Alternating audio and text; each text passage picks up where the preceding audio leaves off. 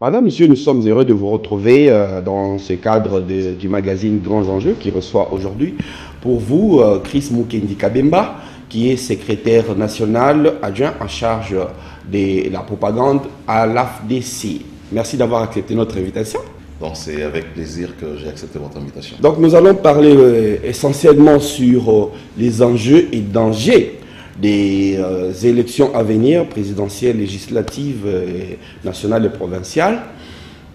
Mais avant cela, il y a un événement important.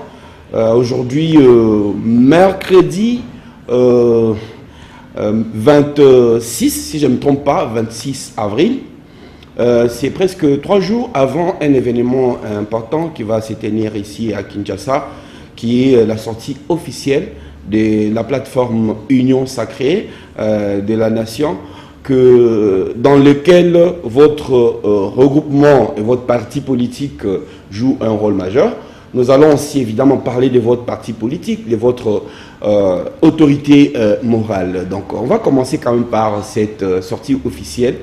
Est-ce que c'est une démonstration des forces alors que visiblement vous aurez peut-être des inquiétudes par rapport à vos adversaires? Là, je parle de l'opposition. Vous savez, il est important lorsqu'il y a une organisation politique qui est mise en place, qui puisse recourir également à l'adhésion populaire. Vous avez suivi la signature de la charte de l'Union Sacrée, où tous les acteurs, le président de parti politique et regroupement politique, ont eu à adhérer librement à cette méga structure qui accompagne les chefs de l'État. Mais au-delà de l'adhésion des politiques, il est important que nous puissions aussi jauger le degré d'adhésion populaire à ces projets que Tshisekedi présente au peuple congolais aujourd'hui. C'est l'essence même qui est accordée à cette activité qui devra avoir lieu ce samedi 29 avril 2023 au stade de Martyr. Déjà cérémonie à laquelle je convie tous les Quinois, tous les membres de partis politiques qui sont à l'Union Sacrée, mais aussi les Congolais qui sont bénéficiaires de l'action du chef de l'État depuis qu'il a été élu à la tête de notre République. Bénéficiaires, c'est-à-dire quoi? Non, bénéficiaires de l'action du chef de l'État parce qu'il y a un programme qui Ceux qui ont obtenu des postes? Non, non, mais je parle du peuple. Je parle du peuple congolais qui est bénéficiaire de l'action gouvernementale qui a été investi à l'Assemblée nationale, qui a été étalé sur 15 axes. Donc je parle de cette population-là qui n'avait pas d'eau, qui aujourd'hui a de l'eau, cette population qui n'avait pas accès à la gratuité de l'enseignement, qui aujourd'hui... Déjà dans la propagande. Justement, je voudrais vous arrêter. Justement, je voudrais simplement dire ceci, oui. qu'il faut sortir de cet événement la connotation politique. C'est une connotation de communion entre un dirigeant, entre un groupe qui dirige et son peuple. Voilà pourquoi je suis en train d'inviter la population qui est bénéficiaire de l'action qui a été posée pendant les quatre premières années du mandat de Tshisekedi. Donc c'est cela l'essence de cette... Oui, mais je voudrais aussi comprendre, est-ce que vous en avez besoin, vous, de faire cette démonstration de force, alors qu'aujourd'hui, on peut dire que vous régnez sans contestation? C'est vrai, mais vous savez, régner sans contestation, mais vous régnez pour quelle population? Vous savez aussi, il y a des gens qui lèchent parfois de mots, soi-disant que le régime Tshisekedi est abandonné, le peuple ne veut plus de Tshisekedi. C'est un des présidents qui est proche de son peuple. Il ne s'est pas retiré dans un coin où personne ne peut accéder, dans un coin où personne ne peut l'atteindre. C'est un homme du peuple qui habite avec la population, qui fréquente la population, qui lorsqu'il y a des catastrophes naturelles, il vient vers le peuple. C'est une occasion aujourd'hui d'inviter aussi le peuple de venir vers les dirigeants avec qui nous voulons communier. C'est l'essence qu'il faut accorder à cette rencontre. L'opposition qui essaye de se restructurer, on en parlera peut-être, qui essaye de se fédérer autour des leaders. Bon, visiblement, ça va être Katumbi, on verra bien ce que ça va donner. Les sociales de la population ont connu une baisse sensible. Comme dirait quelqu'un, chaque jour qui avance, chaque année qui passe, la condition de la, de la population s'améliore de plus en plus, comme disait quelqu'un. Mais là, c'est à l'inverse. Chaque année qui s'avance, on a l'impression que dans les vécus quotidiens de la population, il y a de plus en plus des problèmes, des difficultés pour les communs des mortels de tenir,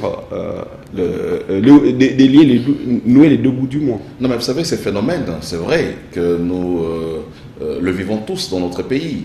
Mais ce n'est pas un problème particulier au Congo. C'est ce que les politiques ne disent pas. Vous savez, on est habitué aux politiciens qui sont habitués à une politique politicienne, malheureusement, qui ne disent pas toute la vérité à la population. Je crois que le rôle aussi de ces dirigeants, de cette élite, c'est d'expliquer à la population les contextes mondiaux. Parce que lorsque vous parlez de cette difficulté, la difficulté n'est pas que ici au Congo. En Belgique, c'est la même situation qui est observée. L'inflation frappe le monde entier. L'économie mondiale est secouée. Le Congo n'est pas une île. Le Congo n'est pas un pays à part qui n'est pas épargné de ces phénomènes mondiaux. C'est cela la vérité. Mais au-delà de ces chocs exogènes, le pouvoir en place est en train de fournir des efforts pour rencontrer le pouvoir d'achat de la population. Le pouvoir en place est en train de travailler pour rencontrer le social de la population. En quoi faisant? Non mais je parlais de la gratuité ici. C'est une... la gratuité... Mais elle est plombée aujourd'hui, la gratuité. Non, mais elle n'est pas plombée. La gratuité s'améliore de plus en plus avec l'augmentation des nombres d'écoles, avec l'augmentation des nombres d'enseignants, avec la prise en charge qui continue à grandir des enseignants. Donc je crois qu'il ne faut pas peindre tous les RDC en noir. C'est vrai que la situation, elle est difficile pour tout le monde, non pas seulement pour les Congolais. Le taux d'inflation dans le monde entier a grimpé. Nous avons des problèmes ici en rapport avec notre économie qui est toujours extravertie, qu'il faut renverser. Nous avons beaucoup de problèmes. Donc aujourd'hui, faire croire que les amis qui sont à l'opposition détiennent le bâton magique qui viendra renverser la tendance automatiquement est un gros mensonge. La situation aujourd'hui, elle est ce qu'elle est dans le monde entier et les régimes qui sont en place, ils travaillent. Oui, mais ce régime-là, il s'est aussi fait remarquer par de sérieux problèmes dans la gouvernance. On a vu, c'est les régimes des millions et des milliards de dollars qui sortent, qui sont détournés, qui sont partagés. Mais aussi, en même temps, ces régimes, il a les mains libres. Parce qu'il a la majorité dans toutes les chambres. Et il a l'exécutif. Et d'ailleurs, la manifestation de ces samedis, c'est l'une des expressions.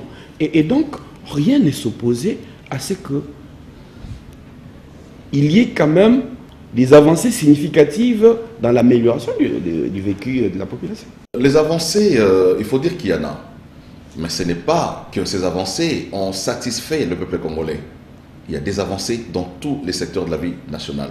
Seulement, l'attente de la population, elle est plus grande. Lorsque vous êtes dans un trou de 2 mètres et qu'on commence à y remplir les sables et que le sable atteint le 1 mètre, vous êtes toujours dans les trous. Mais justement, vous êtes toujours dans les trous. Mais c'est une explication. Il faut continuer. Déjà entendu, c'est là. Non, c'est pourtant la vérité. Hein? Il faut continuer. Mais à l'époque, quand les autres la sortaient, vous n'y croyez pas. Il faut continuer à y mettre le sable pour remonter les niveaux. On peut parler des détournements aujourd'hui, pendant la période de Tshisekedi. Pourquoi? Parce que Tshisekedi a mis l'inspection générale des finances, qui a été ligotée pendant tous les temps. Aujourd'hui, les gens parlent de l'IGF comme si c'est une nouvelle invention de Tshisekedi.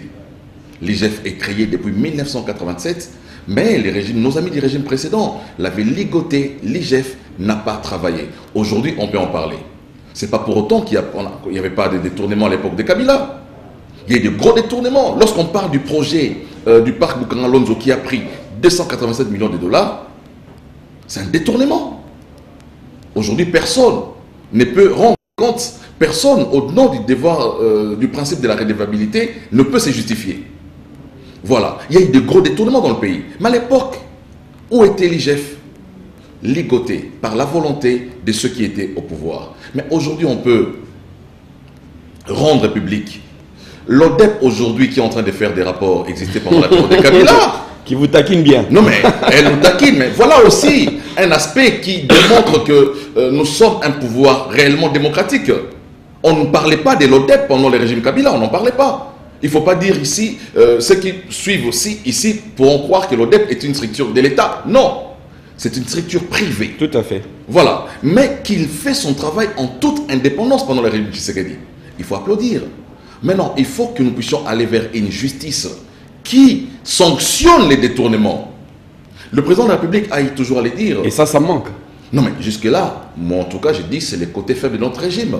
Je reconnais qu'il y a des efforts qui sont fournis au niveau de l'IGF, qui fait des rapports administratifs pour que le pouvoir judiciaire prenne les relais. Malheureusement, la justice continue à souffrir de ces cancers. Hein? Parce qu'elle a été habituée à une certaine impunité, à une certaine léthargie, qui ne lui permet pas de pouvoir faire circuler les au niveau des nerfs de la justice. Donc nous disons, au nom du principe de séparation des pouvoirs, on ne peut pas non plus s'ingérer dans les dossiers judiciaires. Cette justice-là nous a montré qu'il y a des gens qui avaient effectivement détourné, qui ont été arrêtés, qui ont connu des procès, mais qui ont été relâchés aussi. Okay. Donc voilà, donc j'ai dit, il faut travailler du côté de la justice. Le chef de l'État avait dit au cours de sa dernière prestation devant les congrès qu'il faut qu'il y ait des réformes au niveau de la justice et au niveau des animateurs. Alors, ce samedi 29 avril, il y aura donc un grand déploiement à Kinshasa. Mais dites-moi un peu,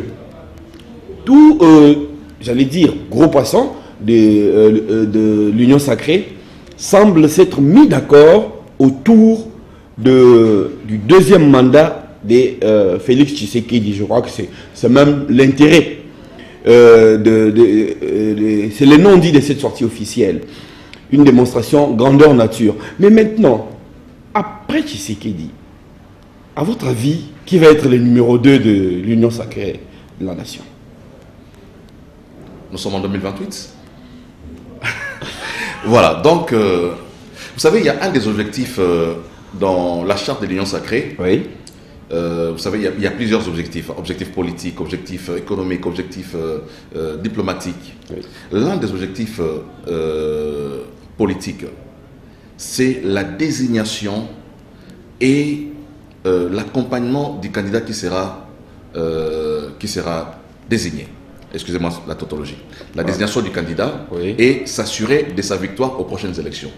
Quand on parle désignation, ça veut dire que le président Tshisekedi, c'est vrai, par exemple, nous à la FDC, nous l'avons déjà plébiscité pour être notre candidat en 2023. Mais il y a des partis politiques qui ne l'ont pas encore plébiscité pour être leur candidat. Ça veut dire que viendra un moment où l'Union sacrée, en tant que plateforme politique et électorale, va se décider pour désigner Tshisekedi officiellement. Pour nous, c'est Tshisekedi. Pour les autres, ils ne se sont pas encore prononcés et nous pensons que ce sera Tshisekedi qui sera notre candidat. Mais en 2028, lorsque Tshisekedi aura fini d'épuiser ses 2 mandats constitutionnels, en ce moment-là, il y aura encore des discussions. Si l'Union sacrée continue à garder la même structure, la même structuration, la nomenclature actuelle, il reviendra à cette méga plateforme de pouvoir se prononcer sur les successeurs de Tshisekedi. Donc pour le moment, comme j'ai à le dire, Tshisekedi n'est pas encore désigné officiellement candidat de l'Union sacrée. Chez nous, à la FDC, nous l'avons fait.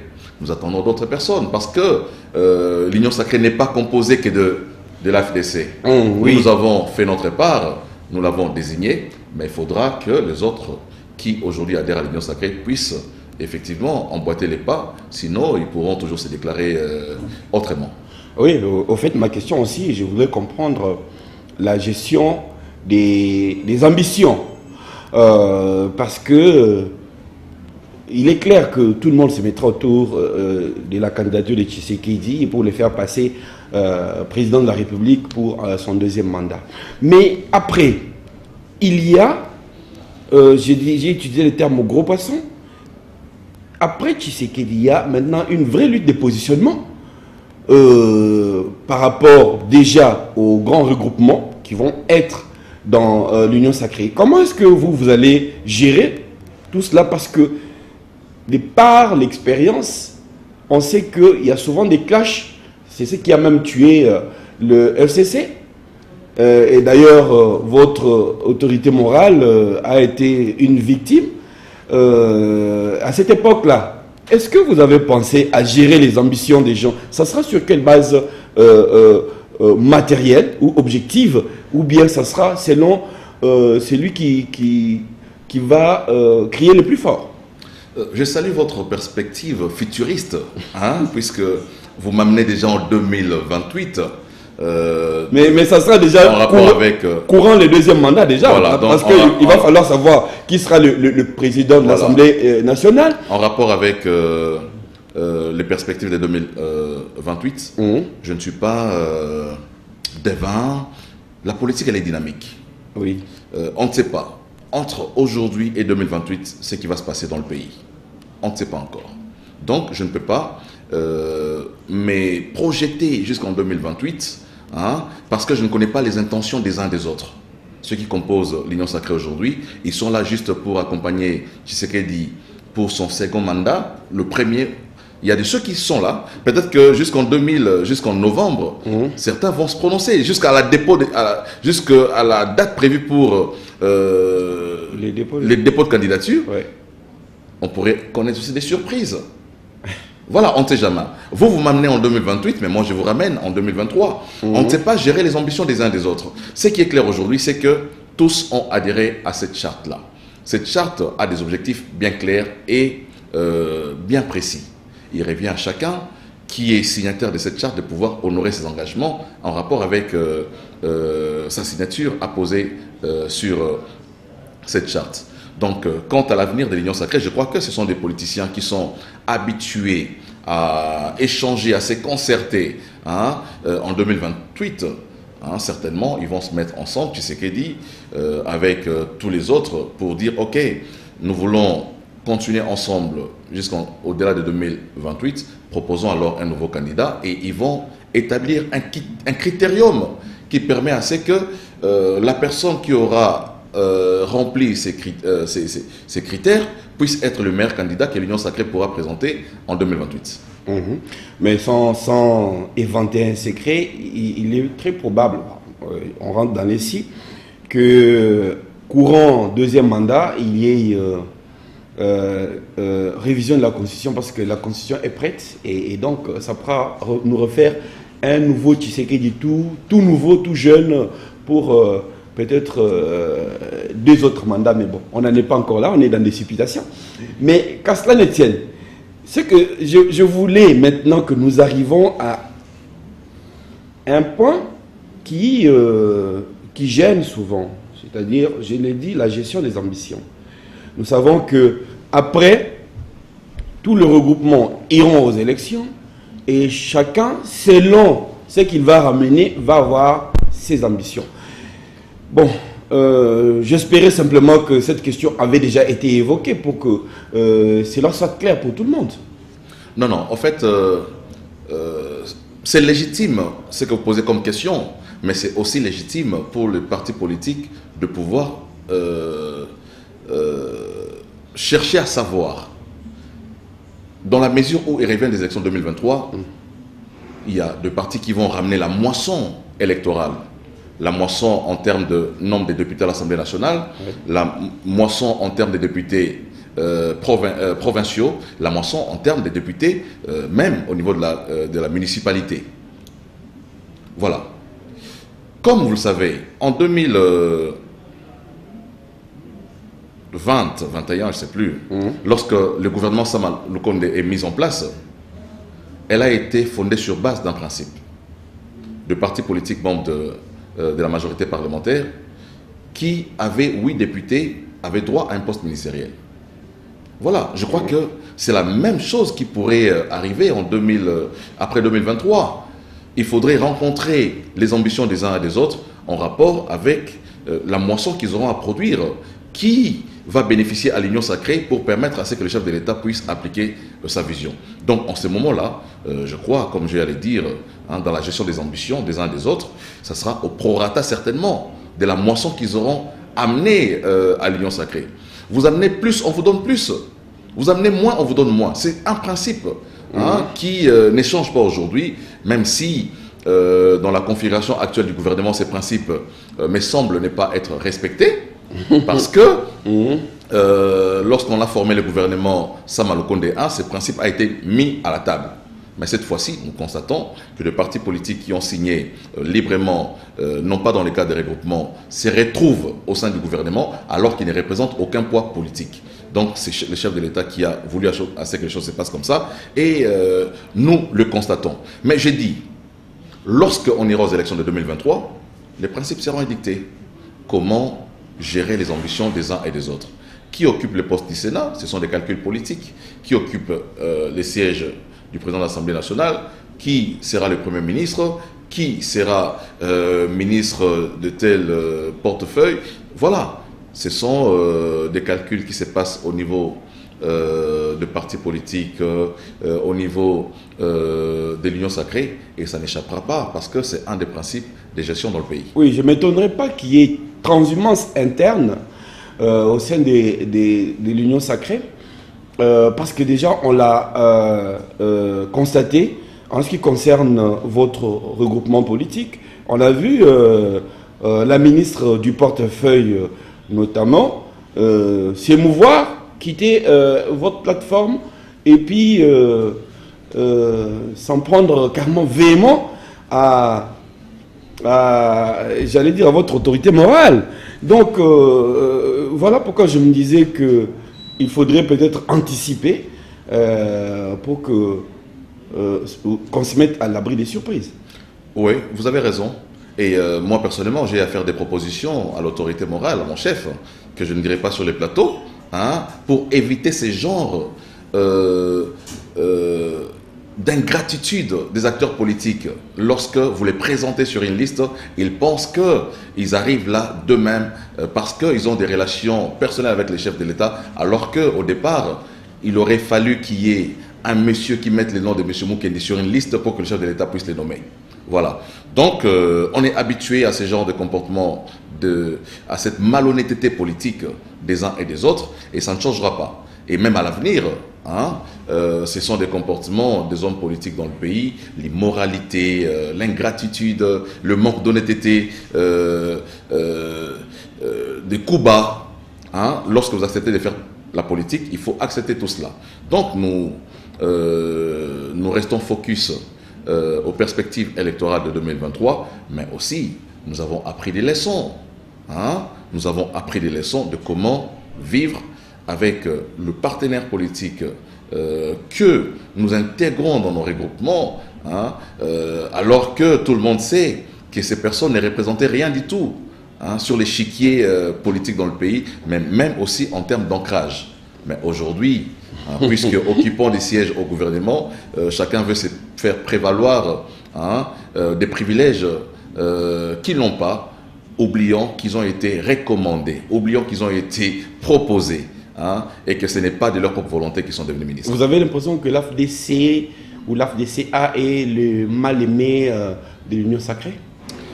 Vous savez, il y a une réalité au sein de l'Union sacrée, c'est que la majorité de ceux qui sont dans l'Union sacrée n'ont pas un poids politique. Et ceux qui n'ont pas de poids politique... C'est-à-dire quoi? Écoutez, ceux qui n'ont pas le poids politique combattent ceux qui ont le poids politique. Le MLC a un poids politique. L'UNC a un poids politique, l'AFDC a un poids politique, l'UDPS a un poids politique, mais il y a des partis qui n'ont que 2 députés, des partis qui n'ont qu'un seul député. Voilà, tous ces partis maintenant mis ensemble constituent une majorité qui peut facilement combattre cette minorité qui constitue en réalité un poids politique. C'est ça la réalité. Et c'est cette majorité qui... Comment justifier? Je ne voudrais pas tirer sur les dignitaires de l'Union sacrée. Le président de l'Assemblée nationale, M. Mbosso, qui n'a qu'un seul député à l'Assemblée nationale, comment justifier le fait qu'il peut avoir 2 postes ministériels? Comment déjà justifier le fait qu'il soit président de l'Assemblée nationale? Voilà. Là, on peut comprendre, c'est le choix discrétionnaire du chef, il a voulu qu'il soit là. Mais dans la composition du gouvernement, il y avait un principe qui était édicté au départ. Vous avez 8 députés nationaux, on vous donne un poste ministériel. Vous en avez 16, on vous donne 2. Vous en avez 24, vous en avez 3, vous en avez 32, vous en avez 4. Comment expliquer l'AFDC qui a plus de 30 députés nationaux, aujourd'hui se retrouve avec 2 postes ministériels et un poste de vice-ministre? Voilà. Mais ce discours-là, il n'est pas nouveau au fait. Je l'ai dit tout à l'heure, en d'autres temps, je ne veux pas remonter la machine. Je ne voudrais pas dire, je ne voudrais pas utiliser votre expression où vous dites l'AFDC est le mal aimé. Je ne pense pas que l'AFDC soit le mal aimé, mais il faut dire qu'en interne, l'AFDC est très combattu. Modeste Bahati est combattu à cause de son organisation politique. Est-ce que le problème n'est pas Modeste Bahati? Parce que à chaque séquence, c'est à peu près la même réaction que les autres ont à son égard. Non, mais je crois que c'est son intelligence politique. Modeste Bahati, c'est un visionnaire, c'est un homme intelligent, c'est un futuriste comme vous. Vous voyez déjà 2028. Bahati est dans ces calculs-là. Lorsque vous travaillez, vous imaginez comment atteindre les seuils, Bahati a déjà la réponse. Lorsque vous imaginez comment remplir les stades le 29, Bahati a déjà la réponse. C'est un monsieur qui voit l'avenir et qui calcule par rapport à l'avenir. Et ça dérange certains qui sont butés directement par la conjoncture politique. Bahati ne subit pas la conjoncture politique. Bahati est dans la projection politique. Ce qui le rend un visionnaire éclairé, ce qui lui permet d'avoir une organisation objective, fondée sur du réalisme. Et il arrive à obtenir des résultats obtenus par rapport à la vision qu'il a de la chose. Voilà. Et cela dérange certains qui font de la politique conjoncturelle. Ils se réveillent un matin, et comment est-ce que Bahati a 50 députés? Et ils réagissent comme ça, et ils se mettent dans les attaques au lieu de chercher à savoir comment les messieurs s'organisent. Voilà. Moi, j'ai vu des acteurs politiques dont la vision est de ressembler à Modeste Bahati. Ils disent de Bahati, c'est un monsieur qui a une vision. C'est un monsieur qui a l'esprit d'anticipation. Voilà. Ils disent, Bahati, lorsqu'on a instauré les seuils, il a calculé, il a dit comment atteindre les seuils de 1%. Bahati va chercher des candidats populaires. Il a déjà trouvé comment devenir président de la République? Ça, c'est un débat qu'on aura à aborder après les mandats du président Tshisekedi. Voilà. Il n'est pas interdit à Modeste Bahati d'avoir des ambitions placées à ce niveau-là. On lui impose ça souvent. On lui impose souvent d'être positionné président du Sénat. Il était vice-président de la République virtuelle. Et donc, il s'est fait prendre une volée des bâtons. Gratuitement ou pas. J'ai observé, au-delà du fait que je suis acteur politique, je suis un grand observateur de la scène politique. Ouais. Observez avec moi que la fonction du président du Sénat est la fonction la plus menacée dans toutes les législatures. Léon Kengo Adondo, pour avoir été président du Sénat, a été combattu par la Kabylie. Parce que la Constitution veut qu'en cas d'empêchement, que le mandat du président de la République soit assumé par le président du Sénat. Oui. Et c'est là que le combat commence. Kengo a connu cela. Parce qu'on se dit que le président du Sénat peut s'organiser pour que le président soit empêché. Mais justement, les gens se disent, ils commencent à développer des théories, en tout cas, qui vont jusqu'à diaboliser le président du Sénat pour dire, même s'il a fait une déclaration pour dire qu'il ne sera pas candidat en 2023, on continue à les menacer, à l'attaquer. Parce qu'il y a une disposition constitutionnelle. Voilà, si vous ne voulez pas que cette disposition constitutionnelle soit appliquée un jour, changez des constitutions. Alors, quelle différence? Kengo, je disais tout à l'heure, oui. C'est une observation. Kengo a été, en tout cas châtié par la Kabylie. Le personnel du Sénat a connu 3 mois d'arriérés des salaires, tout simplement parce qu'il fallait serrer la ceinture à Kengo jusqu'à ce que Kengo aille voir Kabila pour faire de l'allégeance à Kabila, pour dire, Monsieur le Président, je ne convoite pas votre siège. Vous voyez, c'est alors qu'il a été relâché. Donc, celui qui est président du Sénat aujourd'hui, je crois, il y a des gens qui gravitent autour du président de la République qui parfois lui soufflent à l'oreille des mauvais conseils aussi. Il faut serrer Bahati. il faut se rebâtir. Il a des intentions, il a des ambitions trop démesurées. Il a des ambitions, tout simplement parce qu'il occupe le fauteuil du président du Sénat. Donc je crois qu'on devrait travailler à consolider la cohésion au sein de l'Union sacrée, n'est pas travailler en mettant des bâtons dans les roues des uns et des autres, alors que leur moisson politique le place au devant de la scène. Vous voulez le placer au dernier rang dans la redistribution des dividendes.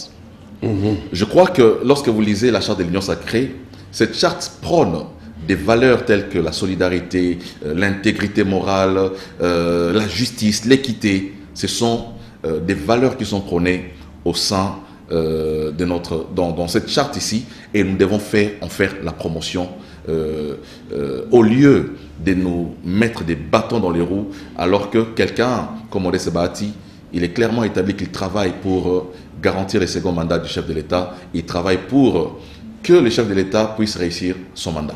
Bon, alors, on va dire que c'est des pratiques, les mêmes pratiques qui ont tué les FCC. Et donc, aujourd'hui, l'Union sacrée, c'est un peu comme les FCC, mais sans Joseph Kabila. Mais la vérité, c'est que ce sont les mêmes acteurs. Tout dépend de l'impulsion maintenant qui est donnée au sommet. Ça peut être la même personne. Vous savez pourquoi à l'Église on parle de la nouvelle naissance? Ça veut dire qu'il y a les pécheurs peuvent être transformés par la puissance de la parole de Dieu. Donc nous pensons que lorsque ces acteurs-là, puisque ce sont les mêmes qui font carrière politique, ce sont les mêmes qui siègent à l'Assemblée nationale, qui ont des partis politiques représentés dans les institutions, ce sont les mêmes aujourd'hui qui sont le fruit des résultats des élections. Et ce sont les mêmes qui doivent composer avec le président Tshisekedi. C'est ça le principe. Mais seulement, j'ai dit, le changement devrait être constaté dans leur agir selon la vision qui est imprimée au sommet. Les chefs de l'État, par exemple, le Kabila, c'est vrai, ils ont travaillé avec lui, mais il a fondé son pouvoir sur l'impunité, par exemple. Tshisekedi vient, il dit, je travaille avec les mêmes personnes qui étaient avec Kabila, mais chez moi, c'est la sanction. Je travaille avec les mêmes personnes, mais chez moi, je mets en place l'IGF qui assure le contrôle. Mobutu, quand il était président de la République, il a dit Yiba, mais Yibandam. C'était ça la vision de Mobutu. Et tous ces Mobutistes-là ont volé. Oui. Malheureusement, parce que la vision qui était imprimée... Ils ne sont pas tous partis, il y en a. Mais justement, j'ai dit maintenant, tout dépend maintenant de la vision qui est imprimée au sommet. Mobutu a dit voler, voler peu. Ils ont volé. Kabila vient, ils ont travaillé avec Kabila dans une impunité totale. Tshisekedi vient, il instaure l'IGF, il instaure la sanction. Voilà, donc ça peut être la même personne, mais le leadership qui est au sommet change la personne. Aujourd'hui, avec la présence de l'IGF dans toutes les entreprises publiques, aujourd'hui, les gens ont peur de toucher à l'argent de l'État. Oui, on lisait chaque fois le matin, lorsque vous passez dans les journaux, à la une des journaux, détournement à Sonas, détournement à Ogefrem, détournement. À l'époque de Kabila, on lisait ça tous les jours dans les journaux. Oui. Mais personne n'est allé en prison. Donc aujourd'hui, la vérité, c'est qu'il y a la présence de l'IGF. Lorsque vous sollicitez même un petit service auprès d'un mandataire public, il te dit, il y a Alinguet et ses agents qui sont là. Voilà. C'est ça déjà la différence. Donc ça peut être la même personne, mais le mode opératoire a changé et tout le monde craint d'être que l'IGF se retrouve derrière un mandataire ou un ministre. Alors, c'est samedi, donc l'Union sacrée va faire sa démonstration grandeur nature anticipativement à l'organisation des élections. Cette émission est suivie dans le Nord Kivu où la population vit une sorte de dilemme. Faut-il aller aux élections en laissant sur les bords de la route une bonne partie du territoire du Nord Kivu ou pas? C'est un mauvais message que nous allons lancer aux populations du Nord Kivu, comme si ces populations ne comptaient pas pour nous. Vous savez qu'en 2018, nous sommes partis aux élections sans une partie de Beni, sans une partie de Yumbi. Donc, actuellement aussi d'ailleurs, Yumbi. Rééditer la même expérience, c'est un message que nous lançons à nos frères que nous ne sommes pas solidaires avec eux. Donc moi je pense qu'il faut aller aux élections avec tous les Congolais parce qu'ils ont aussi un mot à dire à l'urne en ce qui concerne la gestion de la République. Donc on ne peut pas aller aux élections sans nos frères du Nord Kivu, sans nos frères de l'Ituri. Oui, mais alors en ce moment-là, qu'est-ce que ça signifie? Faire changer les stratégies, parce que la stratégie du gouvernement, c'est la diplomatie sur cette question-là, au moins spécifiquement sur la question du Nord Kivu. Donc M23, RDF, Ouganda, Rwanda et Burundi, et les AC, c'est la diplomatie. Faut-il changer les stratégies ou bien faut-il déjà nous préparer à aller au-delà de décembre 2023 pour l'organisation des élections? Voilà, moi je me pose la question, qu'est-ce qui est prioritaire pour nous, Congolais? Qu'est-ce qui est prioritaire pour nous? C'est la question à laquelle tout Congolais doit répondre. Qu'est-ce qui est prioritaire pour nous? Chacun pourra répondre. Ceux qui nous suivent pourront répondre chacun là où il est. J'ai entendu nos amis de l'opposition qui disaient qu'on ne pouvait pas aller aux élections alors qu'il y a la guerre, tout ça, il y a la guerre, tout cela. Mais aujourd'hui, avec la présence de l'EAC, il y a des coins dont la calmie est revenue. C'est calme aujourd'hui. Et les discours changent. On dit maintenant comment on va aller aux élections avec la présence des troupes étrangères sur notre territoire. Mais la présence des troupes étrangères là nous a garanti une chose. Le retour d'abord de la paix et le retour de nos territoires sans dommages collatéraux. Et ça, il faut saluer. C'est ça le côté positif de cette diplomatie qui épargne les populations des atrocités de la guerre, des armes. C'est quelque chose qu'il faut saluer.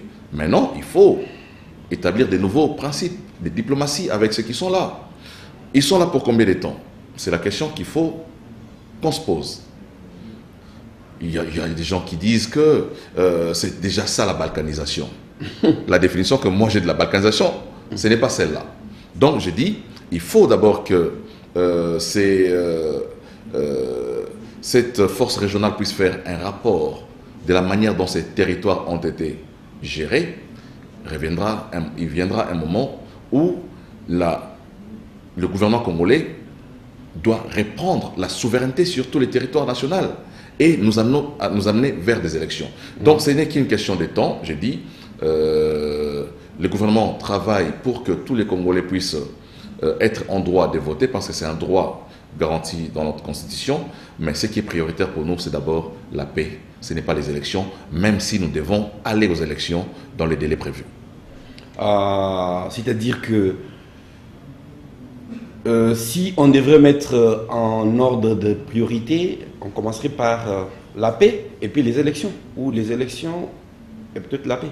Non, mettons en ordre de priorité. On vous sert un foufou ici que vous devez manger et vous entendez qu'il y a des gens qui entrent ici, qui tirent dans la parcelle. Vous mangez d'abord? Qu'est-ce que vous faites? Voilà, c'est ça la vérité. Mais vous savez... Malheureusement, les Congolais, oui. les Congolais, parfois, par mauvaise foi, par... c'est pas l'envie ou je sais pas la boulimie simplement du pouvoir renverse les priorités, alors oui. Que la réalité c'est que nous devons d'abord mais vous savez au moins que avant... si tant est que on dépasse les délais constitutionnels pour l'organisation des élections, nous allons tomber dans ce sport national qui est connu du gouvernement d'union nationale et peut-être aussi d'un dialogue politique. Mais entre les deux, qu'est-ce qui est priorité? Qu'est-ce qui est favorable à la population? Il faut choisir, il faut lever les meilleures options. Moi, je ne suis pas pour les dépassements du délai du président Tshisekedi. Lui-même, il n'est pas d'accord pour les dépassements du délai. Il veut organiser les élections dans les délais. Mais nous l'avons connu par le passé. Est-ce que c'est pour autant que le pays a été fractionné lorsque Kabila, qui devait organiser les élections en 2016, les a organisées en 2018? C'est parce qu'il y avait un impératif. Voilà, c'est une option que nous devons lever. Moi, je pense que la paix est en train de revenir chaque jour. C'est vrai qu'il y a encore des poches d'insécurité dans le pays, mais petit à petit, les gouvernements travaillent à ce que la paix soit restaurée sur toute l'étendue du territoire national. Ok, on va terminer par vous. Vous êtes probablement... vous serez candidat, c'est pas encore la propagande électorale, mais quand même. on vous offre ce plateau pour nous dire, vous, au niveau de l'AFDC, quel sera votre discours différent dans l'ensemble des propos de l'Union sacrée? Vous allez vous particulariser comment face à l'électeur qui risque peut-être aussi de vous faire porter les tares reconnus par certains à l'Union sacrée? Non, mais vous savez, ce qui est extraordinaire, c'est que pendant la campagne électorale, les candidats députés nationaux ne parlent pas que de lui. Ils parlent aussi de son candidat président de la République. Donc ça veut dire que lorsque nous serons sur le terrain, nous parlerons du bilan de Tshisekedi. Et que Tshisekedi a eu des difficultés parce qu'il n'avait pas une majorité confortable à l'Assemblée nationale. Ce qui a provoqué la dualité, la confrontation au sein des institutions entre lui et les FCC. Donc nous allons demander à ce qu'il puisse avoir une majorité confortable qui lui permet de pouvoir appliquer sans interruption aucune son programme de gouvernement. Voilà. Mais comme vous le savez, le travail du député il est connu, sa mission elle est connue, on ne va pas inventer la roue. Donc on va battre campagne en ce qui concerne notre propre candidature, tout en expliquant à la population les travaux que nous aurons à faire à l'Assemblée nationale. Nous n'irons pas là-bas pour dormir comme ce qu'on voit à la télé là. Bonne chance à vous. Merci très cher, John. Merci aussi à vous, chers téléspectateurs, de nous avoir accordé de votre temps. À très bientôt. Au revoir.